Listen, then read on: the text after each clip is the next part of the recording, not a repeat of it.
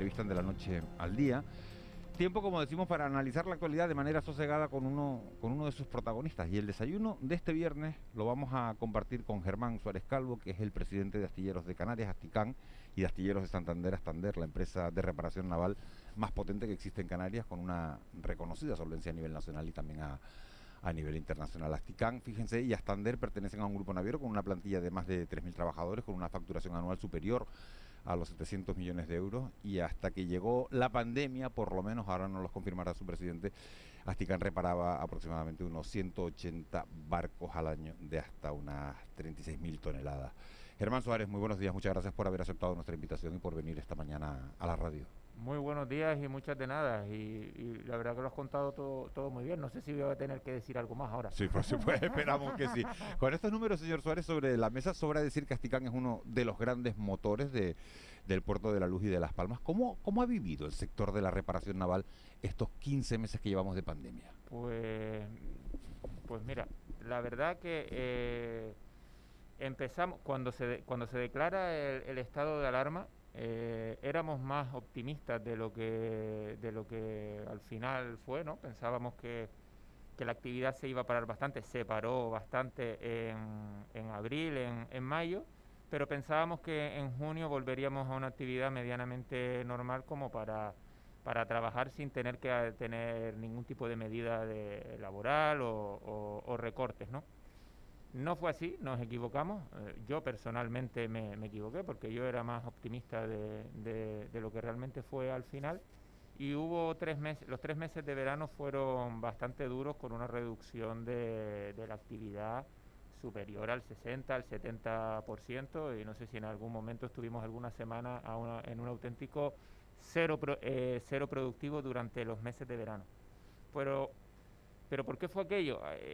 Fue principalmente por la imagen que la situación de la pandemia y cómo estaba ocurriendo las cosas en el país, que fue catastrófico, desgraciadamente para muchos. España tenía una imagen bastante mala a nivel europeo y a nivel internacional, con lo cual nuestros clientes, que no dejan de ser la mayor parte extranjeros, cuando digo nuestros clientes no solo digo del astillero del sector naval, digo del puerto y de los puertos en general, pues procuraban no venir a España, procuraban no mandar sus barcos a España, no mandar su personal a España, ¿no? Entonces eso lo sufrimos bastante. Sin embargo, después del verano y en septiembre hubo un repunte muy importante de la actividad, porque quizás por un lado todos aprendimos en general a convivir con este tema del COVID y a intentar hacer nuestra vida más o menos normal, nuestra vida profesional más o menos normal en función de las circunstancias, y volvió a activarse ese flujo de clientela habitual, y se perdió ese miedo que había a viajar, ese miedo o esa imagen negativa que había de España también se fue calmando, disminuyendo un poco, ¿no? Entonces a partir de septiembre volvió a haber flujo, como digo, y tuvimos un último cuatrimestre del año lo suficientemente bueno, y hubo meses de lleno absoluto en el astillero como para compensar el agujero duro que hayamos tenido los meses de verano y desde marzo, que empezó el cierre en España, ¿no? Y compensamos, como digo, ese agujero y terminamos en positivo el año. Y estos 6 primeros meses del año hemos estado muchos días llenos, con turnos diarios de más de 700 personas de la calle, como decimos nosotros, además de nuestros empleos fijos. ¿El por qué? Son muchas las explicaciones. Pero bueno, está bien entonces por lo que está contando el sector naval. Fíjese que estos días, señor Suárez, estaba repasando algunas declaraciones suyas de los últimos años y me encontré con unas de 2019 precisamente, en las que analizaba usted la situación económica del archipiélago y decía que le preocupaba, fíjese, que se resintiera el consumo, que cayeran las reservas turísticas, que las empresas hoteleras tuvieran que invertir y ejecutar sus proyectos fuera. En ese momento ni usted, ni nadie, ni ninguno de nosotros nos podíamos imaginar lo que se nos venía encima. ¿Qué análisis hace ahora que desgraciadamente todo eso ha ocurrido? ¿Cree usted que tendremos una recuperación en K en V, la del símbolo de Nike? Pues la verdad, no lo sé si va a ser K, V, Nike. Lo que hace falta es que haya recuperación en todos los sectores y que ninguno, si es posible, se quede atrás. Yo no me atrevo a decir qué tipo de recuperación habrá. Sí creo que Canarias es un éxito turístico, sí creo que en invierno no hay nadie que pueda competir con nosotros en Europa, y es fundamental que el turismo despegue de una vez, porque al final nos pongamos como nos pongamos en nuestra economía, directa, indirectamente, si sumas todo el efecto, el turismo para nosotros es el 70 o el 80% de nuestro. Cada euro que trae un turista en el bolsillo y viene aquí a Canarias y se lo gasta, está luego dando vueltas en nuestro sistema. Y, y, y, y hay que procurar que cuanto antes arranque la actividad. Y en ese aspecto sí creo que tenemos una ventaja. Al igual que somos los primeros que caemos cuando el turismo frena, de que el turismo se desboque un poco, ojalá, y la gente cumpla con sus ganas de salir y esas ansias de viajar y de consumir algo que hemos estado sin consumir durante 1 año y medio y comprando desde internet en casa, y se lo quieran gastar más en viajes, pues creo que Canarias sí se puede ver beneficiada. Pero para eso hace falta, pues por ejemplo, vacunación al máximo y movilidad de las personas. Hace falta diversificar, señor Suárez, nuestro tejido productivo para que no seamos, como está hablando, tan dependientes del turismo. Lo digo porque, por ejemplo, usted lidera una empresa dentro del sector naval que en principio no tiene nada que ver con el turismo. También es consejero delegado de Inerso, una empresa basada en las TIC que se han llevado al campus de la Universidad de Las Palmas de Gran Canaria para estar cerca del talento, para mejorar esos perfiles profesionales en tecnología, en informática, en telecomunicaciones. ¿Es el camino de la diversificación o hay otras opciones? ¿Es el momento, como decía el otro día en su visita la vicepresidenta y ministra Nadia Calviño, de iniciar la transformación digital de Canarias, o eso es únicamente una bonita declaración de intenciones? No, el momento es desde hace tiempo y estoy de acuerdo, pero tenemos que tener clarísima una cosa: el turismo fue, es y será el principal sector económico de las islas, y lo tenemos que defender porque está probado, como decía, que somos una fórmula de éxito. Luego, a partir de ahí, por supuesto que tenemos que procurar que el sector tecnológico, que tenemos gente preparada, que tenemos unas universidades que forman a la gente, y no solo formación superior, formación profesional, hay técnicos de informática, de telecomunicaciones excelentes en el archipiélago. ¿Tenemos recorrido por ahí? Por supuesto que lo tenemos. Tenemos muy buena y bien preparada materia gris, como decía, ¿no? Y por supuesto el sector naval y el sector portuario, todo lo que podamos ayudar a que siga creciendo para que aporte más a la tarta existente, no poniéndole frenos al turismo, ni mucho menos, sino sumando más a lo que existe, y a la vez que siga creciendo el turismo, Dios mediante, sigan creciendo los sectores industrial y tecnológico, siempre y procurando orientarlos hacia una exportación, porque lo que nos interesa es que seamos exportadores netos de servicios tecnológicos o de servicios navales, servicios portuarios, porque al igual que el turismo, todo euro que facturemos a un cliente de fuera, luego se va a quedar dando vueltas dentro de nuestra economía, ¿no? Un dato, y no es un dato nuestro, es un dato que presentó la propia ministra de Industria durante la presentación en público de la última agenda del sector naval español. Por cada euro facturado por un astillero español o por el sector naval, se genera un efecto total en la economía local donde ese astillero se encuentra de 3 veces el euro facturado. Pues todo lo que sean actividades que tengan esos efectos multiplicadores en las economías locales, tenemos que procurar que, en nuestra opinión, en mi humilde opinión, que crezcan para hacer más grande la tarta. Señor Suárez, hay dos temas que los empresarios siempre ponen sobre la mesa en estas islas cuando se sientan a hablar con las administraciones. Uno es la excesiva burocracia para poner en marcha cualquier proyecto. Otro tema es la falta de cualificación. ¿Hemos avanzado en algo en estos campos o los problemas de hoy siguen siendo los mismos que teníamos hace 20 años? los problemas siguen siendo más o menos los mismos y la burocracia quizás sea peor. Y ahí sí que hay un caballo de batalla, y ahí sí que hay que exigirle a los políticos que traten de reducir esa burocracia al máximo. Porque al final te encuentras que cuando planteas un proyecto de inversión, tienes que ir a 7 o 8, nosotros tenemos casos de que haya de ir a 7 o 8 ventanillas diferentes. Claro, cuando tú tienes que pedir opinión o tienes que esperar la opinión o la resolución de 7 o 8 ventanillas diferentes, pues se antoja complicado que ese proyecto no lo saques en menos de un par de años. Y esa es la práctica, ¿no? Entonces, ahora aprovecho y metemos otra variable en la ecuación. España, al igual que Italia, porque fueron han sido los que más hayan sufrido en Europa las consecuencias del COVID y el impacto económico que hemos tenido, se nos ha otorgado una serie de millones de euros, de miles de millones de euros para inyectar en la economía.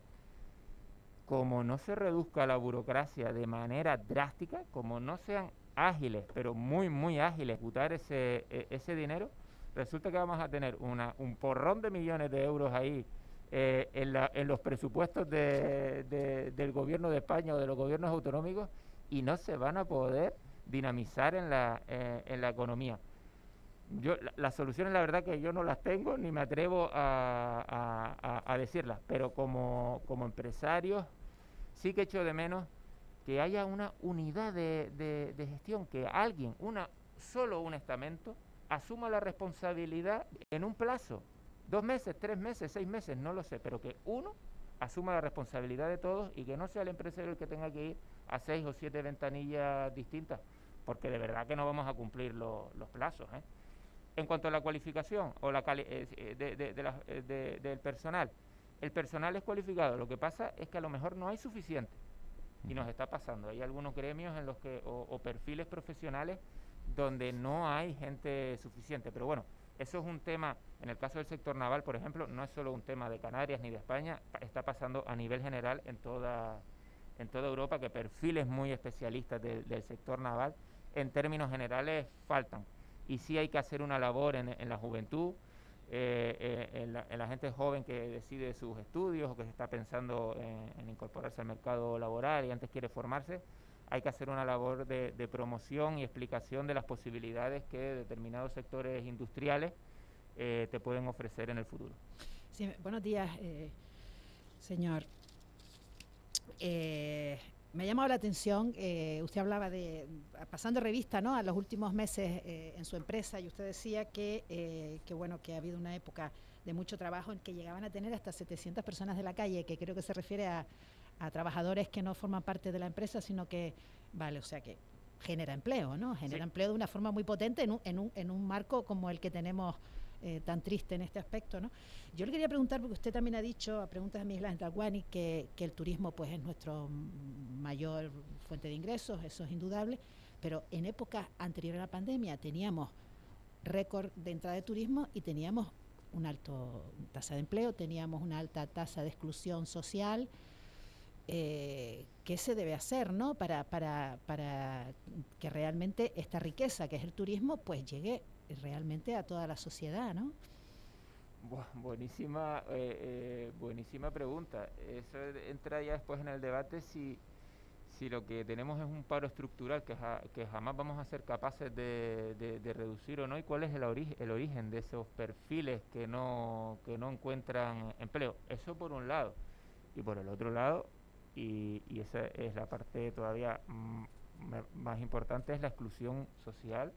Y toda forma de pobreza que exista, tenemos que contribuir entre todos a reducirla, a paliarla y colaborar y aportar capacidad económica para reducir cualquier forma de exclusión social, porque a largo plazo, primero, porque somos seres humanos y los valores están por encima de todo. Pero segundo, si quiere que seamos hasta pensando egoístamente, entre comillas, para el que lo quiera ver así, a ninguno interesa ningún tipo de fórmula de exclusión social, porque eso al final puede llevar, si sigue creciendo, a inseguridad. Y el día que aquí se sienta que haya una inseguridad física del turista, de los visitantes o de los propios que estamos aquí, pues habremos fallado todos. Pero dice usted que no, el sector naval no encuentra determinados perfiles especializados. Sí. Y también nos decía hace unos días un representante de la patronal de la construcción que también les ocurre, ¿no? Que les faltan personas preparadas para determinados puestos en obras, son menos especializados, creo que es lo que usted se está refiriendo, pero tenemos 2 universidades, tenemos una educación pública, ¿no? Llevamos años con esto. Sí, ahí, y que nosotros ya lo estamos poniendo en práctica como sector, tanto la Asociación de Reparaciones Navales como el Clúster Marítimo de Canarias, estamos recurriendo a programas de formación dual. Es decir, que el chico o la chica que esté estudiando tenga también periodos de trabajo en la empresa tutelados por una persona de dentro de la compañía, de tal manera que se pueda, que aquello que la academia no pueda formar o no esté en las últimas novedades técnicas que sí se están ocurriendo en el sector privado, el chico o la chica lo pueda tener sobre la marcha. Y a nosotros nos está funcionando. De ahí nosotros creo que tenemos un programa ahora mismo solo en el astillero de 15 o 20 becados y trabajando en esa línea, pero en el sector naval hay más. Es decir, no es un problema de que no tengamos medios porque tenemos una educación buena. Es un problema de que son pocos, a lo mejor, los jóvenes que deciden que ese puede ser un futuro. Estoy hablando en el caso del sector naval, no me refiero a otros sectores. Entonces, entre esos pocos sí que nos faltan perfiles. Eso es lo que nos pasa a nosotros, la verdad. Señor Suárez, buenos días. Un astillero como Asticán gana visibilidad un poco cuando se produce a veces algún percance y vemos un poco la reparación de alguna nave como bueno, el catamarán de Fred Olsen hace unos meses y demás. Pero claro, entre las actividades de Asticán, ¿qué perfil? ¿Ustedes son capaces de trabajar con todo tipo de buques? Plataformas, cruceros, petroleros, etcétera, ¿no? Le pregunto, digamos, en el portafolio de actividades que plantean ustedes a escala internacional, como una empresa casi que compite en el Atlántico Medio, ¿o qué les falta por hacer? ¿Qué nos falta por hacer? Ganar capacidad física, poder, y cuando digo física... Más espacio para más astilleros. Más espacio para poder poner barcos más grandes en seco. A día de hoy, Asticán, pero cuando nombramos Asticán, yo no quiero hablar solo de Asticán, al final tenemos que hablar del sector naval en los puertos canarios. Exacto, el sector naval en su conjunto. Cuando antes me preguntaban que se generan 700 empleos nosotros tenemos un modelo donde Asticán por sí sola no sería capaz de hacer las actividades que hacemos. Quizás somos la locomotora, pero hay muchos vagones en el tren. Y todos esos vagones son multitud de talleres que están físicamente localizados en Las Palmas, en la isla o en Canarias, ¿no? Y entre todos es verdad que somos capaces de hacerle reparaciones integrales a cualquier tipo de barco que se pueda poner en seco en función de las condiciones físicas y capacidad de varada que hay en el archipiélago a día de hoy. Amén también de las grandes reparaciones navales a buques perforadores y unidades que se dedican a la extracción de gas y petróleo en el mar, que eso desde principios del 2000 pues también hemos ido mejorando y ahora somos un referente a nivel mundial, por supuesto. Pero lo que nos hace falta es eso, ampliar capacidad y en eso estamos. Y cuando antes decía que tenemos proyectos de inversión donde podemos crecer y hay que ir a 8 ventanillas diferentes, pues la ampliación de capacidad de Asticán, que es una construcción, una obra marítima para construir un dique seco anexo a las instalaciones existentes, pues nos ha llevado a eso, a tener que ir a 8 ventanillas diferentes a nivel local, a nivel autonómico y a nivel nacional. Que los astilleros canarios puedan, además de reparar barcos, construir barcos, ¿es una quimera? No es una quimera, pero nosotros no lo haríamos. Y le cuento por qué. Hay que distinguir muchísimo la reparación y transformación naval de la construcción naval. Y eso ha sido el éxito desde que en 1989, cuando los accionistas deciden o apuestan, unos accionistas que ya venían, su actividad principal es ser navieros, ser armadores, deciden tirarse a la piscina y acudir a la privatización de Asticán, como digo, en 1989, el primer astillero público que se privatiza en España. Desde ese momento se tomó la decisión de que no haríamos construcción naval. ¿Por qué? Porque la construcción naval al final siempre va a ser Asia, mucho más competitiva que cualquier país europeo. Porque cuando tú hablas de una construcción naval estás hablando a lo mejor de un pedido de 30, 35, 40 millones de euros y de ahí para arriba. En ese caso, si tú tienes que tomar esa decisión de compra, los números te compensan a que tú vayas al sitio del mundo donde te den una mejor calidad-precio. Sin embargo, si tú eres un armador y vas a hacer una reparación naval, al final una reparación naval media de las que se hagan en Las Palmas puede estar en 300.000 euros, 400.000 euros, reparación media. Luego es verdad que hay grandes reparaciones de 1 millón, 2 millones, 3 millones y hasta de 15, si estamos hablando de construir barcos es otra liga, por decirlo de una manera. No es que sea otra liga, la podemos hacer, sí, pero que no vamos a ser competitivos, con lo cual es posible que cojas un pedido de construcción, sí, pero a largo plazo tú no vas a ser sostenible en el mercado, porque siempre va a haber gente más competitiva que tú. Reparación naval, por la localización donde estamos, nadie se va a ir a China y volver para gastarse 350.000 euros, porque en ir y volver ha perdido el dinero que se ha ahorrado yendo a China. Germán Suárez, una última pregunta. Usted cogió las riendas de Asticán tras el fallecimiento de su padre en 2019, aunque conocía perfectamente la empresa porque ya trabajaba, de hecho, en ella. Germán Suárez era un auténtico referente en el mundo empresarial canario, un referente y un hombre tremendamente respetado. Le pregunto, ¿cuál fue la mejor enseñanza que le dejó? Los valores personales. Y perdón que me emocione porque la verdad que no me esperaba la pregunta, ¿vale? Pero había quizás una de las frases que de nuestro padre que yo más me he quedado grabada es: las empresas no son el dinero, las empresas no son los edificios, las empresas no son las instalaciones más o pequeñas que puedas tener, las empresas son las personas. Y tú tienes que cuidar las personas, ¿no? Y de ahí, pues él tuvo también alguna que otra tragedia a nivel personal, con pérdida de familiares muy cercanos. Y yo me acuerdo una vez que le pregunté, le digo, y perdón por la palabra, coño papá, no te he visto llorar ante estas pérdidas. Y él me dice, hijo mío, he llorado en privado, nadie me ha visto, pero hicimos todo lo que pudimos, yo hice todo lo que pude por estas personas mientras estuvieron en vida, ahora ya no puedo hacer nada, y ahora los importantes son los que están aquí, nuestra familia, nuestras personas queridas y nuestros trabajadores a los que tenemos que cuidar para que todos sigamos adelante. Yo me quedo con eso.